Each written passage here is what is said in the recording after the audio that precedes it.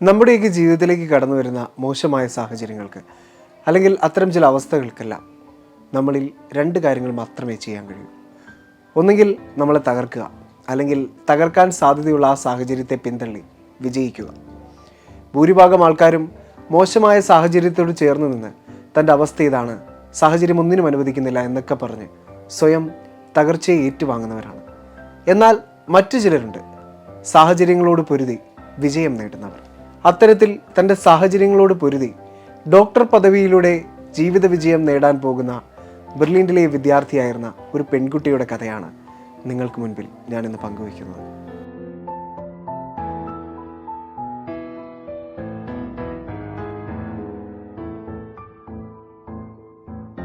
നമ്മുടെയൊക്കെ ചെറുപ്പകാലത്ത് നമ്മളൊക്കെ ഒരുപാട് പ്രാവശ്യം കേട്ടിട്ടുള്ള ഒരു ചോദ്യമുണ്ട്.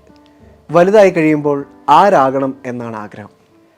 ആ പ്രായത്തിൻ്റെ അറിവിലും അറിവില്ലായ്മയിലും നിന്നുകൊണ്ട് ഒരു കുഞ്ഞു സൗണ്ടിൽ നമ്മളൊക്കെ പറയും പോലീസ് ആവണം, പട്ടാളാവണം, ഡോക്ടർ ആവണം, എഞ്ചിനീയർ ആവണം എന്നൊക്കെ. എന്നിട്ട് മുന്നോട്ടുള്ള ജീവിതയാത്ര നമ്മളെ കൊണ്ടുചെന്നെത്തിക്കുന്നത് വ്യത്യസ്തമായ മറ്റെന്തെങ്കിലും മേഖലകളിലായിരിക്കും. പക്ഷേ ഞാനിവിടെ പറയുന്ന കഥയിലെ പ്രധാന കഥാപാത്രമായ നമ്മുടെ വിദ്യാർത്ഥിനി അവളുടെ ചെറുപ്പകാലം മുതലേ പറഞ്ഞുകൊണ്ടിരുന്നതാണ് തനിക്ക് ഡോക്ടർ ആവണമെന്ന്. അത് ഒരു ഉറച്ച ലക്ഷ്യമായിരുന്നുവെന്ന തിരിച്ചറിവ് സ്വന്തം അച്ഛനൊഴിച്ച് വേറെ എല്ലാവർക്കും അറിയായിരുന്നു. സ്വന്തം അമ്മയ്ക്ക്, ആ വിദ്യാർത്ഥിയെ പഠിപ്പിച്ച ഗുരുക്കന്മാർക്ക്, സുഹൃത്തുക്കൾക്ക്, അങ്ങനെ എല്ലാവർക്കും സ്വന്തം അച്ഛന് മാത്രം മകളുടെ ഈ ഡോക്ടർ ആവണമെന്ന സ്വപ്നത്തോട് ഒരു വിയോജിപ്പുണ്ടായിരുന്നു.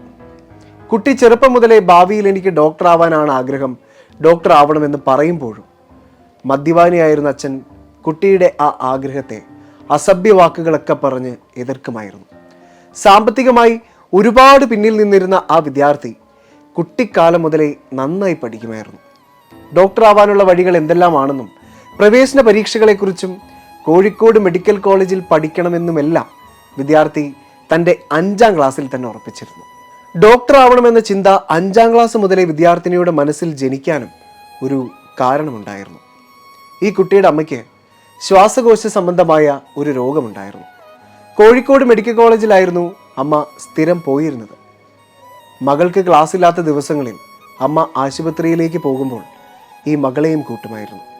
ഹോസ്പിറ്റലിൽ ചെല്ലുമ്പോൾ അമ്മയെ കരുതലോടുകൂടി ആശ്വാസ വാക്കുകളൊക്കെ പറഞ്ഞു കൊടുത്ത് നോക്കുന്ന ഒരു ഡോക്ടർ ഉണ്ടായിരുന്നു അത്രേ. തീർത്തും അവശയായി വീട്ടിൽ നിന്നും പോകുന്ന അമ്മ തിരികെ വീട്ടിലേക്ക് എത്തുമ്പോൾ ജീവിക്കാനുള്ള ഒരുപാട് പ്രതീക്ഷയോടുകൂടിയാണ് മടങ്ങി വരുന്നത്. കാരണം ആ ഡോക്ടർ അത്ര കരുതലോടുകൂടിയാണ് സംസാരിക്കുന്നത്. ഇത് നിരന്തരമായി കണ്ടുവന്നിരുന്ന വിദ്യാർത്ഥിനി മനസ്സിലുറപ്പിച്ചു താനും ഭാവിയിൽ ഒരു ഡോക്ടർ ആവുമെന്ന്. ഈ ആഗ്രഹം ഉള്ളിലുള്ളത് കൊണ്ട് തന്നെ 10ാം ക്ലാസ്സിലും +2വിലും നല്ലൊരു മാർക്ക് വാങ്ങിയാണ് വിദ്യാർത്ഥിനി പാസ്സായത്. ഓരോ പരീക്ഷകളിലും വിദ്യാർത്ഥി നല്ല മാർക്കുകളൊക്കെ വാങ്ങി നാടിന് അഭിമാനമായി മാറുമ്പോൾ ആ വിദ്യാർത്ഥിക്ക് സ്വന്തം അച്ഛൻ്റെ പക്കൽ നിന്നും ലഭിച്ച സ്വീകാര്യത വളരെ ക്രൂരമായിട്ടായിരുന്നു. വിദ്യാർത്ഥി പഠിക്കാതിരിക്കാൻ പുസ്തകം കീറിക്കളയുക, ഫീസ് അടയ്ക്കാൻ പൈസ നൽകാതിരിക്കുക, എന്തെങ്കിലും പൈസ അമ്മ കരുതി വെച്ചാൽ അത് എടുത്തുകൊണ്ടുപോയി മദ്യവെക്കുക, എന്നിട്ട് വീട്ടിൽ കലഹം സൃഷ്ടിക്കുക. ഇത്തരം സാഹചര്യങ്ങളിൽ നിന്നുകൊണ്ടായിരുന്നു ആ വിദ്യാർത്ഥിനി പരീക്ഷകളിൽ ഈ വിജയം നേടിക്കൊണ്ടിരുന്നത്.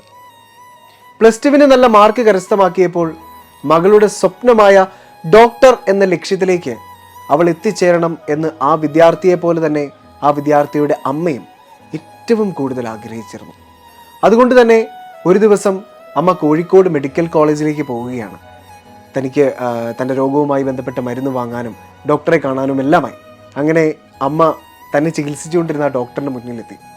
എന്നിട്ട് ആ ഡോക്ടറോട് പറയുകയാണ്, ഡോക്ടറെ, എൻ്റെ മകൾക്കും ഡോക്ടറെ പോലെ നല്ലൊരു ഡോക്ടർ ആകാനാണ് ആഗ്രഹം. ഈ കഴിഞ്ഞ +2 റിസൾട്ട് വന്നപ്പോൾ മോൾക്ക് നല്ലൊരു മാർക്കും കരസ്ഥമാക്കാൻ സാധിച്ചിട്ടുണ്ട്. പക്ഷെ ഞങ്ങളുടെ സാഹചര്യങ്ങളിലൊക്കെ നിന്നുകൊണ്ട് ഇതെങ്ങനെ പൂർത്തിയാക്കണം എന്നൊന്നും ഞങ്ങൾക്ക് അറിയില്ല. ചെറിയ സങ്കടത്തോടു കൂടിയാണ് അമ്മ ഈ കാര്യങ്ങൾ ഡോക്ടറോട് പങ്കുവച്ചത്. ഇതൊക്കെ കേട്ട ഡോക്ടർ ആ മകളെ ഒരുപാട് അഭിനന്ദിച്ചുകൊണ്ട് പറഞ്ഞു, മോൾക്ക് തീർച്ചയായും ഡോക്ടർ ആവാൻ സാധിക്കുമെന്നെല്ലാം. അങ്ങനെ ഒരുപാട് പ്രതീക്ഷകൾ നൽകുന്ന കുറേ അധികം വാക്കുകൾ ആ ഡോക്ടർ ആ മോൾക്ക് പറഞ്ഞു കൊടുത്തു. ഡോക്ടർ ആവുന്നതിന് ബിഹൈൻഡ് എന്തൊക്കെയാണ് ഒരു വിദ്യാർത്ഥി ചെയ്തിരിക്കേണ്ടത് എന്നെല്ലാം ആ ഡോക്ടർ സ്വന്തം മകളോട് പറഞ്ഞു കൊടുക്കുന്നത് പോലെ അന്ന് അവിടെ വെച്ച് പറഞ്ഞു കൊടുക്കുകയാണ്. അങ്ങനെയാണ് നീറ്റ് എക്സാം എഴുതണമെന്ന് പറയുന്നത്. +2 പഠിച്ചിറങ്ങിയ ആ വർഷം തന്നെ നീറ്റ് എക്സാം എഴുതിയെങ്കിലും ആ വർഷം സീറ്റ് അർഹമാവും വിധത്തിൽ ഒരു മാർക്ക് കരസ്ഥമാക്കാൻ വിദ്യാർത്ഥിനിക്ക് സാധിച്ചില്ല.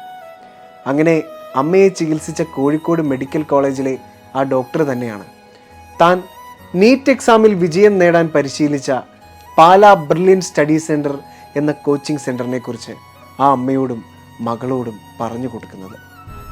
എന്നിട്ട് ആ ഡോക്ടർ ഒരു കാര്യം കൂടി ആ വിദ്യാർത്ഥിയോടും അമ്മയോടും പറഞ്ഞു. പഠിക്കാൻ സാമ്പത്തികമായി ബുദ്ധിമുട്ടുണ്ട് എന്നുള്ളൊരു കാര്യം ഓർത്തുകൊണ്ട് ടെൻഷൻ ആവണ്ട.